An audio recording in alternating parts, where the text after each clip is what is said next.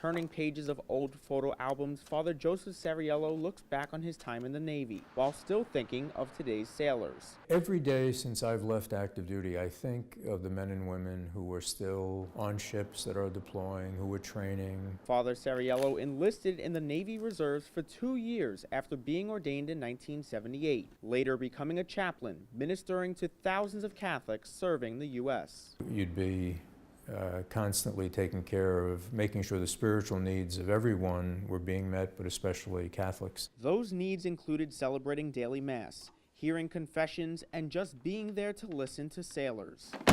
They might be homesick, they might be confused, things might not be going right, and everything is just more on the surface. He was deployed for short stints from Norfolk, Virginia to the Mediterranean during the late 1980s. The Brooklyn priest returned home and was assigned to St. Anselm Church in Bay Ridge.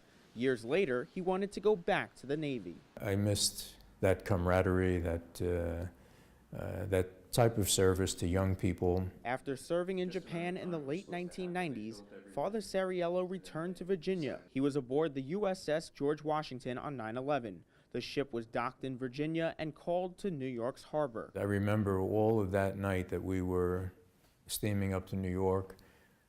Fighter jets were landing on the deck. He watched as sailors answered the call in time of need. It's amazing how these young men and women are so well trained that going into that mode of using that training just comes naturally. Now pastor of Queen of All Saints Church in Clinton Hill, Brooklyn, Father Ceriello says the upcoming Memorial Day is a time to remember those who made the ultimate sacrifice while honoring the sailors of today. Keeping those young people in mind so that we're not remembering them on Memorial Day, but all the time, is important for all of us. In Clinton Hill, Brooklyn, Tim Harfman, Currents News.